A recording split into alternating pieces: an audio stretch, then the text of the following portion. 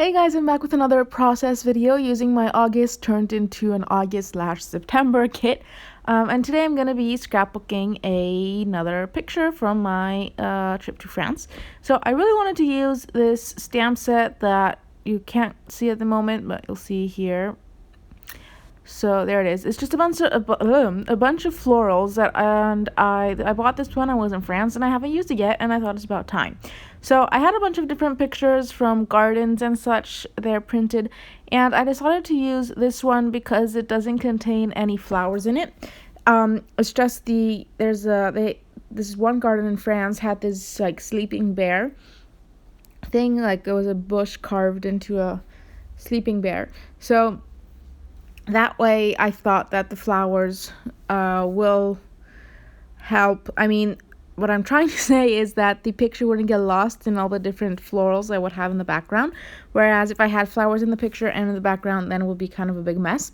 So anyway, so here what I did is I don't have an acrylic block, so I'm just sticking the stamps onto like a plain ruler that I use for school. And I'm just adding some Ranger pigment ink in black. It's and I chose that ink. I do have Distress Oxides, but I'm going with this black one because it's waterproof. Not waterproof, it's water resistant. So later when I want to add watercolors onto this, the image won't blur or change. So I'm just alternating between a bunch of different vines and florals and whatnot. So I'm starting with just like a circle, and I'm just forming the circle, and the picture will go in the center. And then I'm gonna come back in with some more stamps and fill in the blanks and kind of make it a bit larger. So I have some dandelions, I guess, some daisy looking florals, and just a bunch of different leaves and vines. So here I'm just coming back in and filling in any blank spaces.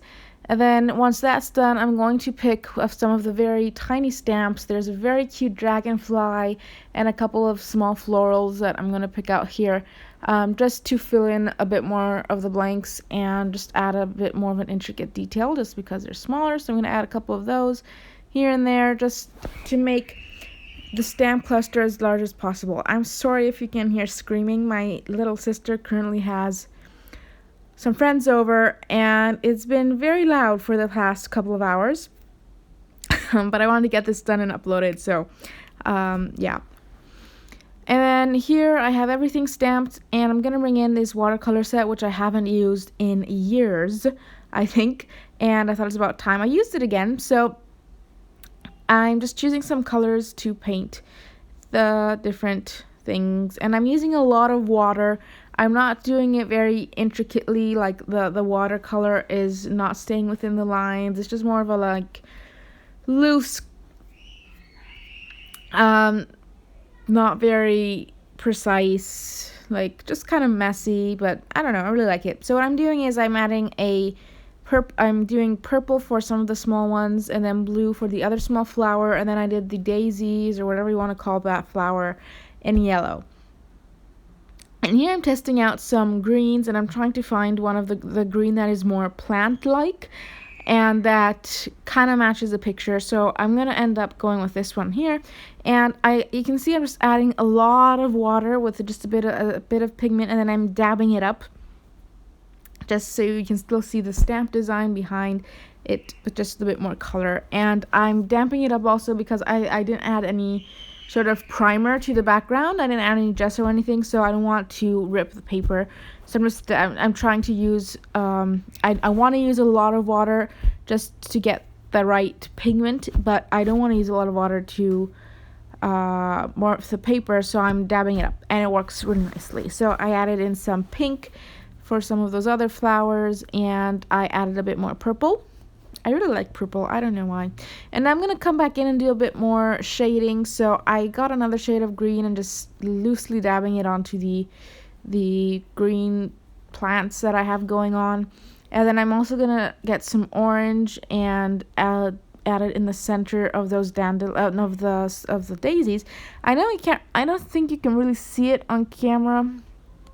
It's a bit too zoomed out. There goes the screaming thing again. So Yeah, so that's about gonna complete how the background's gonna go. So now after everything's dried, I'm gonna just pull out all my embellishments that's in the kit. I'm not even gonna bother looking through paper because I want the flowers to kind of look like they're coming out of the picture. And if I add any more paper behind the photo, it will be too square, and the picture and the flower won't be coming out of the picture. I want this to be very circular, not a lot of corners kind of layout, just because the way of the flowers are made.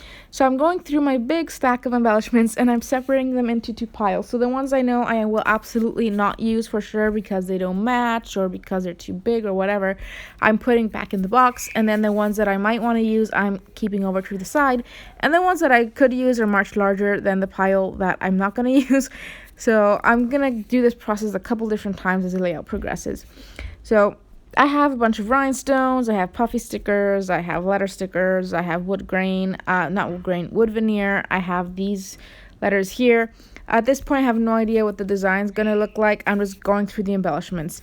I'm going to this die cut pack by Vicky Boutin, and I also pulled out that chipboard the chipboard phrase that says literally, because I felt like the yellow would work.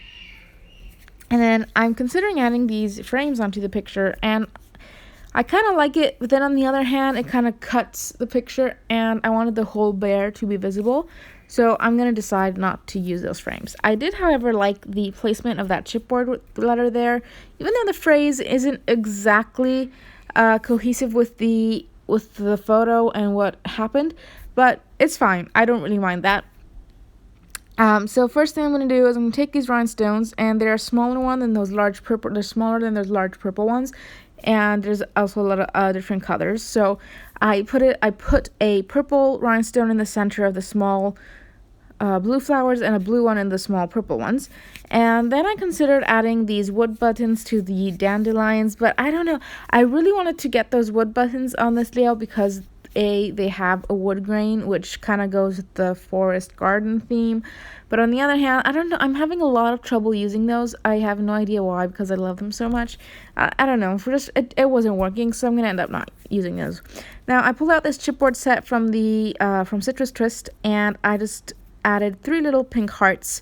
There's going to be a lot of small things on this layout. There's not really going to be a large element, just because I want the picture and the florals to stand out in the background.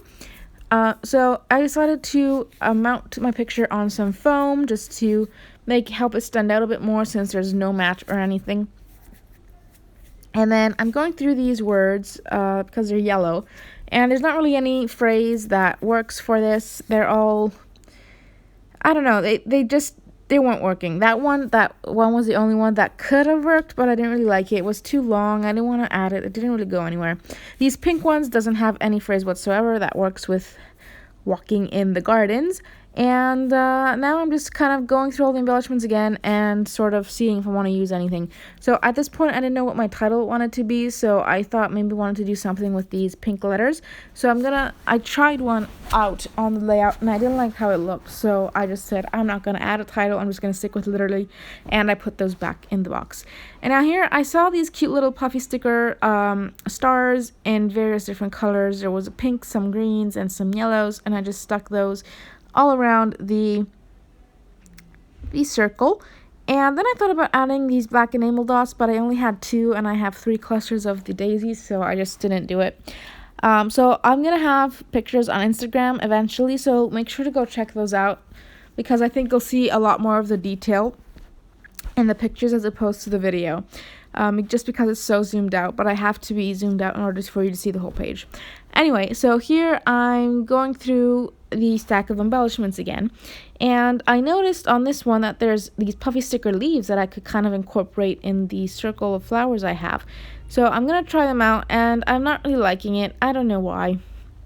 I like it. It's kind of, I like it, but I also don't like it. I like the idea of it maybe, but I didn't feel like I felt like I needed at least 3 to make it work. Anyway, so I'm going to start gluing things down now. I'm going to glue down the foam to the picture and then the picture to the layout, just so I can start gluing down some stickers and not having everything move. I'm just using double-sided adhesive tape to do that. And I'm gonna glue on the picture. There we go. And now, because I raised up the picture, I'm also gonna have to raise up the chipboard word that I'm gonna attach to it, so it doesn't look funny. So I'm going to put foam on the bottom half of the word. You'll see that here in a bit, and then just glue it on. So I re-glued those chipboard hearts there as well, just because it's their chipboard and nothing ever wants to glue when it's chipboard, and I didn't need hearts flying all over the place in my room, so I just glued them down with my Zig writer there, the Zig 2-way glue pen, whatever it's called. I think it's a Zig 2-way glue pen. I haven't used that thing in so long, and I'm pretty sure it's not really working properly, but anyway. So here's what I was talking about with the foam on that on the phrase, chipboard phrase. Oh, that phrase is from Dear Lizzie, by the way. It's from the Lovely Day collection, I think. So there's that, and now I'm going to go through the stack of embellishments again. So I had in mind that I wanted to use some one of these purple labels under the word literally, and I tried that square one and it was too square, so I cut this one, which is a bit more circular on the sides, on the edges, and I just stuck it under there just to add a bit of purple over there as well. And since I had embellishments in all the other different colors of the florals, I needed something purple. And then I saw that green. I think it says something. It says something about being something about magical. I'm not sure. So I thought it worked with the prettiness of the gardens. And then this Chanel sticker book, with that, this is the Little by Little sticker book, had these clear florals, and I thought that these leaves worked really nice, really well. So I incorporated a couple of those onto the page, and now I wanted to add a little something to that label down there, so I'm going to stamp the date of when this was taken. And then again with the same ink I used for the background flowers.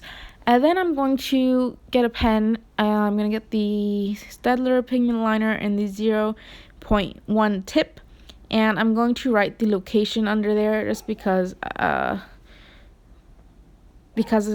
did the journaling in my journal, so I don't add journaling to these pages for my album, but I do want to make sure that I know where the photo was taken, so that's why I added that. And then I felt like I needed a little something, so I got out my A4 sized cardstock, and I alternated between the pink and the green, and I decided that I like the green much better, so I'm going to glue it down. So I'm going to map the whole layout with this light colored green cardstock, and I think that's the perfect final touch. It added the little something it needed. So I'm going to put on a lot of tape here and glue it down.